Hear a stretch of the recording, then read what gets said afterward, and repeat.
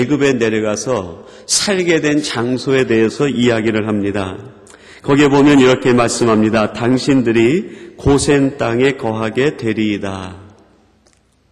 당신들이 고센 땅에 거하게 되리이다.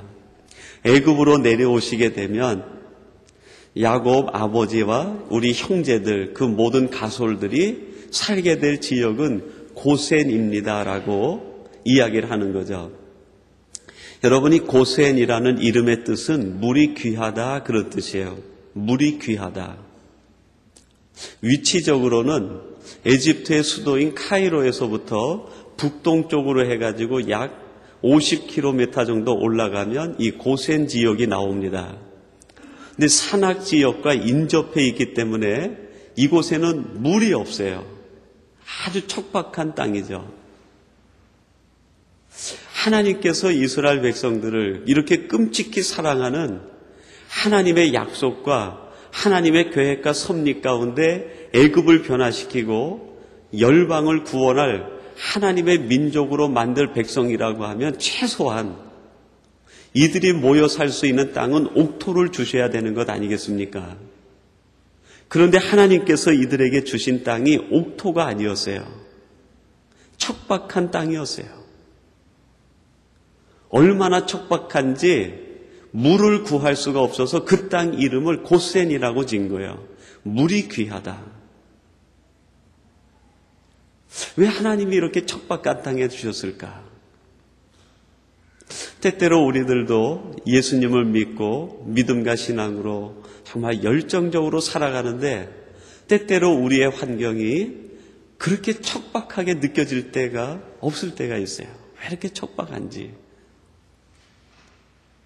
좀 그냥 옥토가 돼가지고 기도로 무엇을 심으면 이것이 싹이 나고 자라서 정말 30배, 60배, 100배 열매가 막 맺히면 좋겠는데 기도하고 애정을 갖고 혼신의 힘을 다하고 하나님을 의지하고 살아도 열매가 열리지 않는 것 같은 척박한 마음을 느낄 때가 있어요. 왜 이렇게 척박한가? 근데 그 속에 하나님의 계획과 섭리와 뜻이 있다는 거예요. 이 고센 땅이 척박한 땅이긴 하지만은 한 가지 놀라운 장점이 있어요. 그게 뭐냐면 그 고센의 높은 산악지에 올라가면 멀리 가나안이 보인다는 거예요. 가나안이. 척박한 곳이지만 그곳에 오르게 되면 멀리 가나안이 보인다는 거예요. 옥토에 묻혀 살면서 가나안을 보지 못하는 삶과 척박한 곳에서 살지만은 가나안을 보면서 삶, 여러분이 둘 중에서 여러분에게 선택하라고 하면 여러분 무엇을 선택하시겠습니까? 나는 끝까지 옥토다 그러시겠어요? 아마 그러지 않을 거예요. 그래, 내 인생은 옥토가 아니더라도 가나안을 보지 못하는 애굽의 그 옥토, 나일강 유역에 그 산모작을 하는 그 땅이 아닐지라도 오직 나는 척박한 땅일지라도 가나안을 볼 수 있는 그 땅을 선택하겠다. 여러분 지금 있는 우리가 사는 그 자리에서 가나안을 바라보면 우리가 있는 곳이 고센일지라도 그곳이 하나님이 주신 축복의 땅인 줄로 믿습니다. 하나님을 바라볼 수 있는 그 땅이 축복의 땅이에요. 내게 있는 고난 때문에 하나님을 바라볼 수 있다고 하면 그 고난이 축복 아니고 무엇이겠어요? 내 몸에 큰 질병이 들어서 그 전에 건강할 때는 하나님을 보지 못하고 살았는데 세상 의학으로는 고칠 수 없는 큰 질병이 걸려서 하나님을 바라볼 수 있다고 하면 저는 그 질병이 고센이라고 생각을 해요. 축복이라고 생각합니다. 건강해서 하나님을 보지 못하고 죽는 것이 저주 아니고 뭐겠어요? 비록 몸은 약하고 질병이 들어서 약해지지만 그 약함 때문에 하나님을 바라볼 수 있다고 하면 그것이 축복 아니겠어요? 그것이 은혜 아니겠어요? 이건희 회장이 그런 얘기를 했다고 합니다. 세 가지가 안 된다고 그러더래요. 하나는 골프를 치는데 그 타수가 줄어들지 않는데요. 골프가 그렇게 어렵더라는 거예요. 그리고 또 하나는 그 경쟁 상대 미풍인가 있었는데요. 그 회사를 이기지를 못하겠더래요. 그거를 이기고 싶은데 그거를 못 이겼대. 그리고 또 하나는 자식 농사가 어렵더라. 자식이 마음대로 커주지를 않는다는 거예요. 얼마나 어려운지 이건희 회장이 한국의 모든 것을 가졌다고 할 수 있는 그 사람이 그런 얘기를 하는 거예요. 여러분, 그러한 것이 어찌 이건희 회장의 고민만으로 끝나겠습니까? 우리들에게도 있는 고민도 그런 고민 아니겠어요? 내 인생의 계획이 내 뜻대로 되지 않더라. 내가 계획하고 있는 내 삶의 모든 여정들이 내 뜻대로 되지 않더라. 우리 자녀들에게 기대하고 희망하는 것이 있는데 자녀들이 엄마의 품속에 있을 때에는 자식이지만 품속을 떠나니까 내 뜻대로 잘 되지 않더라. 여러분, 그러나 그 자리에서 우리가 하나님을 바라볼 수 있다고 하면 하나님께서는 그 사랑하는 자녀들, 우리의 무너진 계획 속에서도 하나님을 바라볼 수만 있다고 하면 그것이 축복으로 하나님의 약속으로 변할 수 있다는 거예요. 그것이 은혜죠. 고센은 척박한 곳이지만 하나님께서 이스라엘 백성들을 고센에 머물게 하신 이유는 가나안을 바라보며 살게 하는 하나님의 훈련이 400년간 이루어지는 거예요. 그 속에서 하나님을 400년 바라보는 거예요. 위대한 민족이 만들어지는 거죠. 이 고센이라는 이름의 뜻대로 물이 귀하다 그랬어요.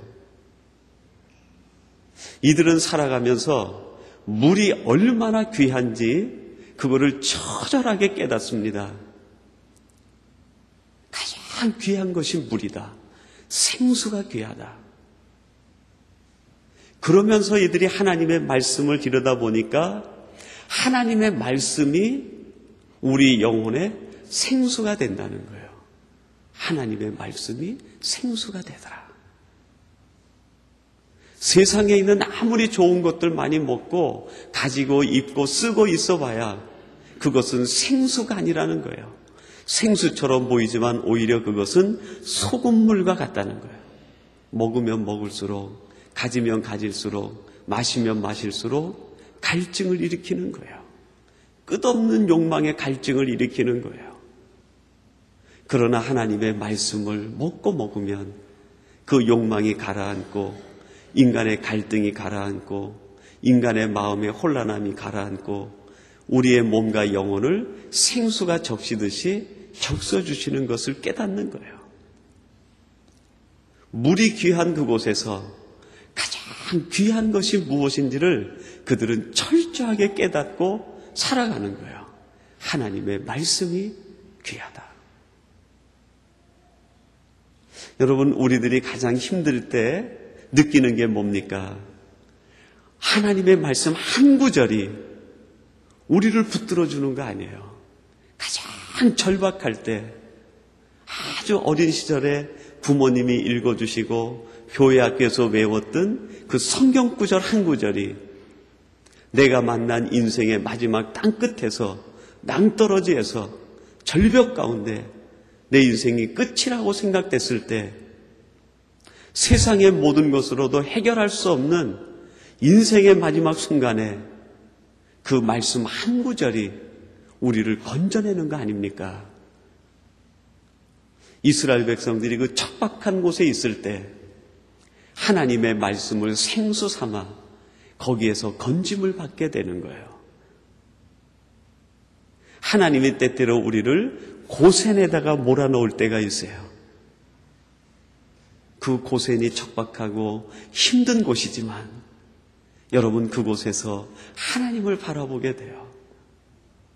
거기에서 생수를 마시게 돼요. 그곳에서 이스라엘 백성들이 장차 큰 민족을 이룰 수 있는 뿌리를 만들게 돼요. 그루터기가 되는 거예요. 고난 속에서 하나님은 성장시켜 주시는 거죠. 말씀의 백성이 될 때, 말씀이 최고라고, 말씀밖에 없다라고 마지막 고백하는 대로 실천하며 그것이 우리의 변하지 않는 하나님을 향한 고백이 될 때 하나님은 비로소 우리를 위대한 하나님의 사람으로 사용하시고 쓰게 된다는 것입니다. 여러분이 고센에 임한 은혜가 무엇입니까? 이스라엘 백성들이 애굽에서 나올 때 애굽에 10가지 재앙이 내리는데요. 이 애굽 모든 지역에는 10가지 재앙이 전부 임합니다. 그런데 한 장소에만큼은 재앙이 임하질 않아요. 그곳이 어디입니까? 고센에는 재앙이 없어요. 우박이 내려서 모든 애굽 지역이 피해를 보는데 고센에는 우박 한 덩어리가 내리지 않아요. 벌레 하나가 들어오지 않아요. 여러분, 우리들이 척박하고 힘들지만 우리가 있는 곳을 고센으로 알고 살아가면 하나님이 막아주시는 거예요. 하나님이 천군 천사를 둘러서 진치고 보호해 주시는 거예요. 세상의 어려움들이 들어오지 못하게 하시고, 세상의 벌레가 들어오지 못하게 하시고, 세상의 우박이 떨어지지 않게 하시는 거예요. 하나님이 지켜주시는 거예요. 요한복음 15장에 보니까요, 포도나무 비유를 주님이 말씀하십니다.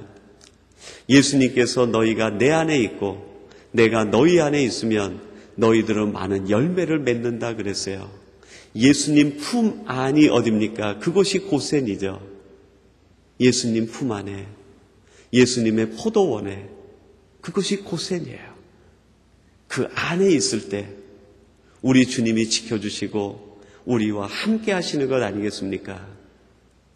여러분, 우리가 있는 것이 고센일지라도 하나님이 주셨다고 하면 구별해 주신 하나님의 특별한 은총 가운데 주신 우리의 삶의 보금자리로 알고 그곳에서 하나님의 나라를 이루어 가시는 성도들이 되시기를 주님의 이름으로 축원합니다. 두 번째는 사는 하는 일을 구별시켜 주셨어요. 그들이 해야 될 일을 하나님이 딱 구별해 주신 거죠. 이들이 그 고센에 내려가서 해야 되는 일은 양을 치는 목축업을 하게 됩니다. 창세기 46장 32절에 보니까 이렇게 말합니다. 그들은 목자라 목축으로 업을 삼음으로 그 양과 소와 모든 소유를 이끌고 왔나이다. 그렇게 얘기합니다. 그들이 애굽으로 내려올 때 야곱이 키우던 양과 소와 그 모든 나귀들을 전부 끌고 내려왔다는 거예요. 그 양과 소와 나귀들은 하나님께서 야곱이 밧다 마람에 있을 때 그가 했던 품삯으로 하나님이 주신 것이다라고 고백을 합니다. 그러니까 그들이 애굽으로 내려갈 때 하나님이 주신 것을 가지고 내려간 거예요. 하나님이 주신 것이 오늘은 양과 소, 나귀 이런 짐승으로 되어 있지만 그것을 우리에게 적용하면 어떻게 되겠습니까? 하나님께서 우리들에게 본래적으로 주신 능력의 능력, 은사죠, 은사. 하나님이 내게 주신 것. 애굽에 내려갔더니 애굽의 바로가 얘기합니다. 내가 너희들에게 이것 줄 테니 이것 가지고 살아가라. 조건이 얼마나 좋은지 몰라요. 애굽에서 주는 것 가지고 살아가라 그렇게 얘기하는 거예요. 그런데 이들이 고백하기를 어떻게 고백합니까? 아닙니다. 우리들은 애굽이 주는 것 가지고 살아가는 것이 아니라 하나님이 본래 주신 것 가지고 살아가겠습니다. 두 가지 의미가 있어요. 은사로 살겠습니다. 애굽의 지식이나 애굽의 경험이나 애굽의 꽤나 모략을 가지고 살아가는 것이 아니라 애굽의 요령을 가지고 살아가는 것이 아니라 하나님의 방식을 쫓아 살아가겠다는 거예요.